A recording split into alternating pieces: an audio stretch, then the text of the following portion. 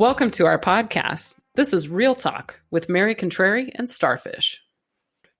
Today we're diving into the Democracy Erosion Agenda outlined in the 2025 Mandate for Leadership document, aka Project 2025.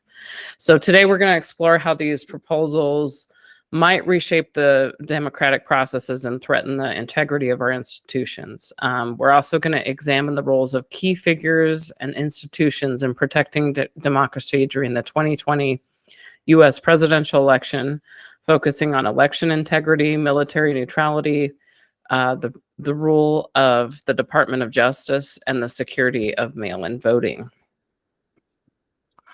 Wow, that's a lot.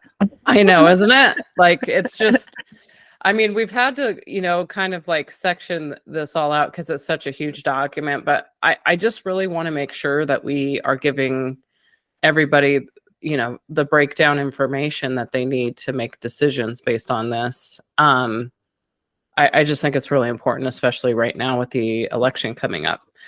So that leads me into my next little thing that happened this week. It looks like Mr. Paul Dans, if you guys remember from our previous episode, he's the director of the Heritage Foundation.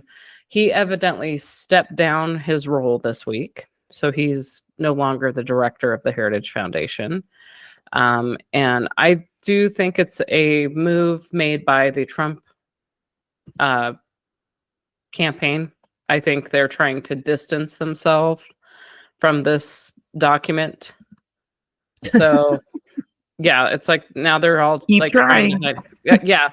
And my guess is he probably received a lot of like hate mail and stuff, like he probably received a lot of hate from people when they are, because people are starting to research this more, thank God. Yeah.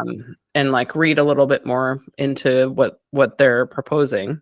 So I think yeah. I think he's the director of the Project 2025, and there's some other guy who runs the Heritage Foundation. I just Googled that. I think I'm right. Okay. But nonetheless, him stepping down was totally, I agree, it was really great and symbolic of how Trump does not want to be associated with this. And despite that, everybody knows that a lot of Trump's ideas had to have come from here. And then, of course, we all know Paul Dans worked for Trump. So the idea that this somehow solves it is like, well, I mean, honestly, you and I know, because we discussed it in the last episode, that this mandate for leadership is produced every so often. It's been produced 9 times. So I doubt they're just going to stop. I think it's just because Project 2025 has like a scary sounding, like it's a science project. Right. Yeah, so it's like they're trying, I know they're trying to like soften this thing. Like they're trying to, it's just so funny to me how they're just trying to take the spotlight off of this. It's like we're gonna make it sound so we're gonna have to make it sound like it's a less of a, burn on America. Like we're gonna try to, make it sound legitimate for the voters. It's like they're just trying to, I guess they're just trying to make it sound like it's less than what it is, which we're going to break down, because obviously we know that it's basically they're trying to turn this into basically a dictatorship, in my opinion. Oh, not even a question. Not even a question. A dictatorship that is run by Mr. Trump or somebody, but Mr. Trump is who they're trying to get in there right now. Yeah. So yeah, of course, this whole thing is a scam to get to be more like Russia. Let's be more like Putin and right, Kim Jong-un and right, all the dictators.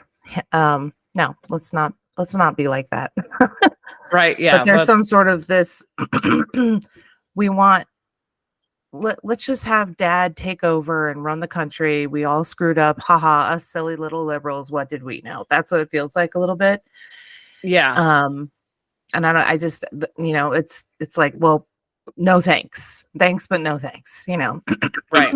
I think we're Exactly. good. And Yeah. despite how bad it is right now, it would be 10,000 times worse if Right. Trump became president. This is our democracy. This is our right to vote. This is our right to participate. This is our right to choose, and we're going to lose it. And I don't think people realize how important that is, how much you actually want to be able to choose. Even if you like Trump right now, you're not going to always like him. And as soon as he becomes president or dictator, it's going to get worse. His attitude and his brazenness with everything, getting away with murder, being immune, give me a break. It's all just going to be. So democracy to me is, you're voting this year for democracy, not just for Trump versus Kamala. Who cares about any other issue, frankly? Right. But this is the number one issue. Yeah, so I agree. I think starting with this is good. We were going to continue with the education, but this one's just so important. Yeah, I agree. So, why don't you lead us into the Starfish, this the Department of Justice control over election appeals, because I think that's really kind of scary that they're trying to overtake that right. Totally.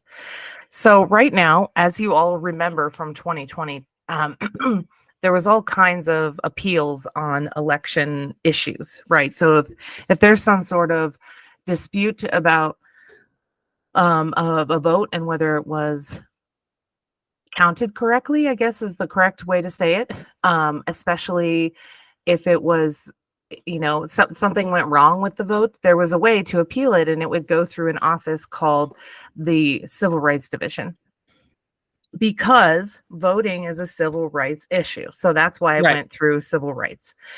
What this document is proposing, however, and it's sneaky, is first of all, it would move civil rights division, it would move election related offenses and appeals from the Civil Rights Division to the criminal division of the Department of Justice, which sounds weird, doesn't it?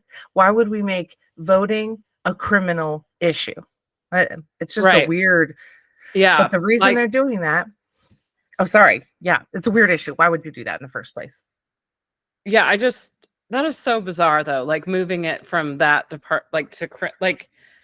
so it's like it's a crime to vote. Like that's what it makes it feel like, right?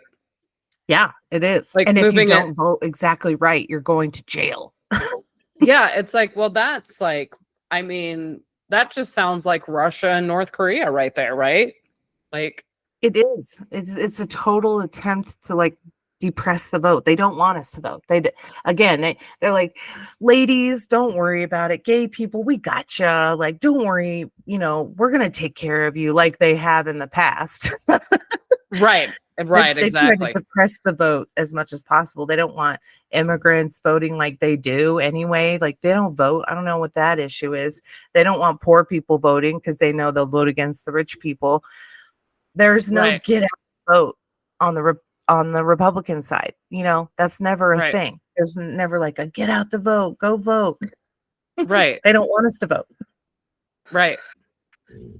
They don't. So that's a lot of their argument, is that they want to be able to keep that power, because they claim voting isn't a right, that it's a privilege. So okay, that's it's totally against our democracy. Okay, Republicans. Got it. So if it's a privilege, then this is why they've been trying to get rid of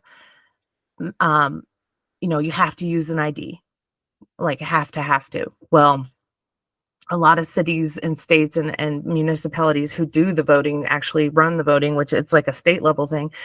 They were like, well, not everybody has a driver's license. Not everybody drives, so how else can we identify them?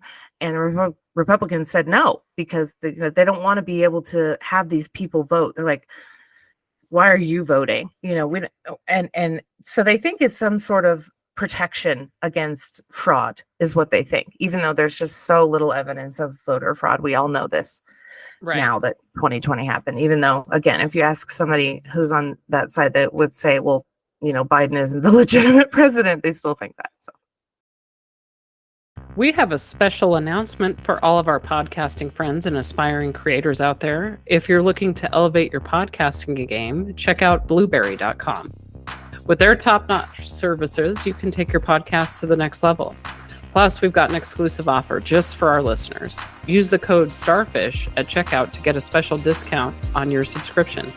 Don't miss out on this great deal. Visit blueberry.com and use the code STARFISH today. Right. So the reason they want to move it over to the DOJ is because they want to move the DOJ under the president. So that's in their sneaky move. Let's move voting, election fraud issues or election related issues under the DOJ in one section. And then in another section, it says, oh, and let's move the DOJ completely under the president. So that the president can essentially decide who's going to be the president. Right. If you guys listening today don't see how terrible of a plan that this is, I really don't know what to say. To clarify, they're a cabinet level position. So they already speak, the AG, the Attorney General. So Bill Barr at the time, and now it's Merrick Garland. They, of course, work directly with the president, but they don't necessarily take cues from the president. And that's where this document really, it's already essentially aligned, but this document really says, no, it needs to be very aligned. Everything they do should be for the president's agenda. And I just that's not keeping the power separate. It's not a checks and balances. So does that make sense? Just to clarify that it's really not, I don't want people to think that it's moving physically. It's not like it was over here under the vice president or something, and now it's moving under the president. No, it's always been a cabinet position, but it's just it's supposed to be an independent body. And that makes sense. It's supposed to be the attorney for the country, not for the president. And that was another thing Trump had a little bit of a trouble struggling with, the difference between my attorney versus the country's attorney,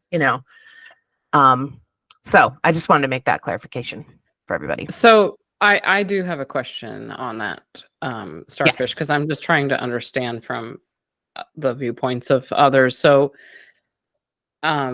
what you're saying is he's not having it like the DOJ physically move under him, right? Correct. Okay. Yeah, I mean, if you haven't worked in government or maybe at worth cabinet level, I don't know if people know what that means. I don't know. But like vice president, essentially, but it's just basically the people who have reporting or have a big division, a big area, a big department, and they need to just executively tell you what's going on with their area. But those people are not usually elected. A lot of the times they're selected by the president, cabinet members, which makes sense. That's fine. But not all the people that work for them. We'll get into all the people that work for them. But, he chose Bill Barr. You can choose your AG. You can't tell the AG, I want you to prosecute this and not prosecute that. The AG is like, wait a minute, you don't tell me what to prosecute. I decide.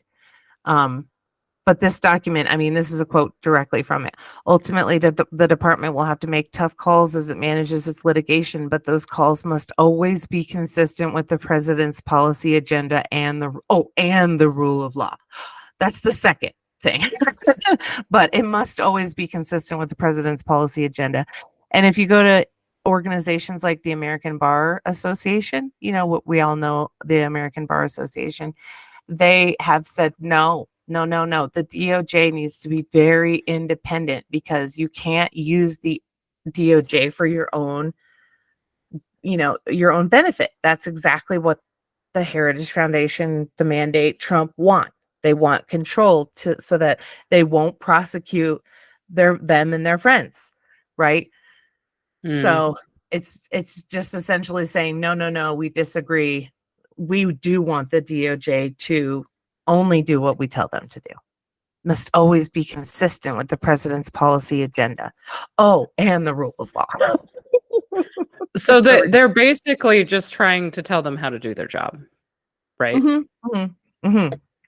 Wow. Like, why even have them? You're basically just want a puppet in that role then, in every role. That's totally crazy. Like, I've never seen anything like this unless we're like talking like third world countries here or dictatorships. I know. I'm surprised they put it on paper. Yeah, it's like, well, we're just going to be all wordy with this so that people, people don't like, it's like they're like, oh, well, people don't read, so we're just going to play on that, Well, some of us do read. Some of us do, in fact, read, folks. So here we go. They totally bury it too. It's like the DOJ moving is like at the beginning of the document, and it seems like such a great idea. They really argue it, and they're like, yeah, let's move the DOJ up under the executive branch. But then as soon as you read toward the end, like in the 800s, they're talking about how effective it would be to have election-related issues under the president. By moving election offenses to the criminal division, the DOJ under the president's leadership can more effectively address voter fraud. It sounds like such a great idea. They make it sound like such a great idea, and then they just bury it in the document. Nobody's going to read till page 800, Right. I mean, I don't know if you've all ever had like your phone, like if anyone's ever read their phone contracts, for your cell phone. But it's like a document like that, it's like all this little sneaky crap that these companies put in their documents. Like, totally. It's just like this. It's just insane to me. Like all the little stupid stuff that they put in there and like move it around. And then they think that everyone's just so dumb. They're not going to see anything of what they're trying to do. They're like, we're just going to put this out there, but we're going to word it. We're going to get real, lawyer wording on this, to make so like all the simpletons of the US can't figure it out. Like, come on. I've heard a lot of people say it's so hard to read. Is there a summary somewhere where the bullet points? And I totally get it because I struggle with reading it, and I'm like a total academic nerd on this stuff, So I'm like, sure. Yeah. They did make it long and complicated. And it is baffling as to why they put it out there in the first place. Like, isn't this your secret playbook? Because this, I joked around at first about how they called it a fascist manifesto. It is. This is the fascist manifesto. How do we get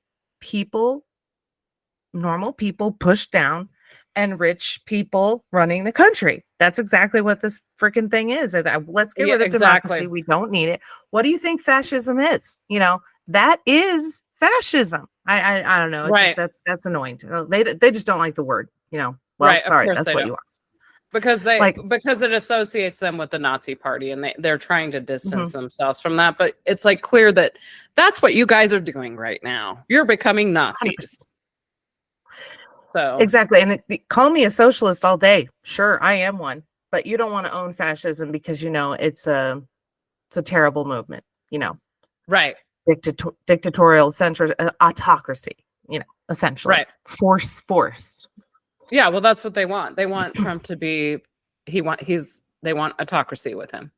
That's all they want. Yes. Yeah. Let's have granddad run the country. It just feels so like. What do you little girls know? What do you little people know? It just feels like that. It really bothers me. So we're going to show them what we know. We know everything about what y'all sneaky mofos are up to. Yeah. And I mean, that's what we're doing now. I mean, we're going to break all this down into little sections so that you can see how they're going to break down democracy, because that's exactly what this is. This is their playbook. As soon as he gets into office, if he's voted in, these are the things that you're going to lose as an American. Yeah. Like, you're going to lose your rights. Yeah. Folks. Yes. Like, that's why this election is so important. And I really hope that there are people listening that are, they're trying to get more information. They're trying to learn a little bit more. And I hope that we can bring that to light, so that people can make informed decisions on what they want. So, yeah, because I think if people don't know about this, they just think, oh, what's the harm? He's already been president. Mary Contrary, didn't you know that? He's already been president. He'll be fine. He's not going to hurt anything. He's not going to take away our democracy. I don't know if anybody else remembers January 6th, but I do. right. They tried to take it away. So what's interesting about this is that if you all recall, Mr. William Barr, I think a lot of people do remember him if they saw his face, but his name doesn't ring a bell. But he was the guy who was like a Trumper and he was the leader of the Department of Justice while Trump was in office. And he said during 2020, like, I don't see any evidence of election fraud. I just don't. He's kind of an old school Republican. I think he worked under Bush or Reagan. Like, Okay. maybe not Reagan. Wow. That's a little too long ago. But yeah, probably Bush. Bush Jr. W. Yeah. Okay. Yeah, that makes sense. So Bill Barr. So do you remember that during the election that he came out and said, like, the Department of Justice said, we don't see any fraud at all. Right. So that's why they want to move the DOJ, is because they're like, oh, well, if only we hadn't had somebody like Bill Barr, who's very respected conservative amongst conservatives, right. That there was nothing. There's nothing there. Why are you saying that this happened? But right. He specifically said there is no evidence. To date, we've not seen fraud on a scale that could have affected a different outcome of the election, is what he said. So I think I actually gained a little bit of respect for him, but that's why they want to move the DOJ under the president, as this whole alignment of these processes, because remember, that's the deep state. He's the deep state. He made this decision, and Trump wants to be like the CEO. He doesn't want shared governance. He doesn't want checks and balances. He doesn't want these things. He wants it just to be like, well, I said I win, so therefore I win. Why aren't you on my side? Right. And so he wants people around him that'll just toe the line, And exactly. Bill Barr wasn't willing to. And a bunch of people weren't, who we'll talk about as we go through this. And some people did shitty things that they shouldn't have done. But right. This is one guy that we can actually point to and say, it's hard, but good job, Bill Barr. I'm not a fan of you in any way, shape, or form, but you did do that. And because of that, now they want to move the DOJ up under the president. So this is why. This is the story that really contributed to that, was Bill Barr saying there's no election fraud and I'm not going to prosecute anything. And that ticked Trump off. So. Right. Yep. Yeah, I remember that, because he basically didn't have a case then. Yeah, there's no case. I mean, we went through the cases. I went through the cases so tight. I followed those cases so closely. I wanted to know exactly what was going on. And it was just like, maybe there's one or two or even 50 or 100. And they just don't realize, even if there's 100, that doesn't sway the election. It just doesn't. It maybe will push it a point or two. And it will call for it. It'll maybe push a recount, but a recount isn't gonna, you have to have tens of thousands of votes for it to change in most places where they thought, like Atlanta was one place. I mean, there's, how many people live in Atlanta? I don't even know. 500,000.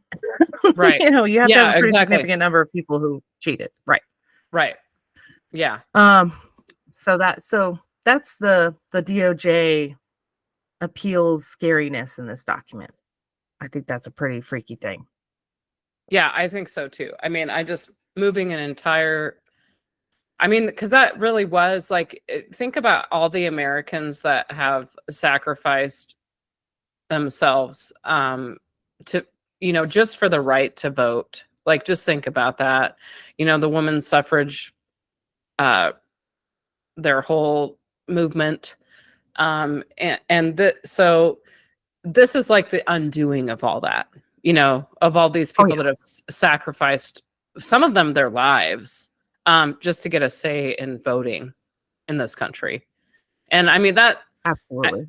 I mean, it's only been, what would you say, Starfish, like the last, what, 100, maybe 60 years? 100 years. 100 years? 100. Yeah. Yep. Women were allowed to vote in 1920, I believe. Yep. Yep. So we're undoing like 100 years of American history with this, you know, like that's just crazy to me, moving something like it's like, I don't know, it's just so crazy to me to do something like this with our voting right. Like, it just blows me away. So I don't know. I don't know where this country's headed, but this is why we're doing this, you know, like we're breaking this document down by each segment of it, just so that you guys can stay informed. So that's what we're going to do with each of these little sections. So if you guys will please keep listening. In our next episode, we're going to continue the conversation about the erosion of democracy. But until then, stay safe and stay informed. Thanks, everyone, for listening to Real Talk. Don't forget to subscribe to our podcast wherever you listen. We look forward to having you on our next one.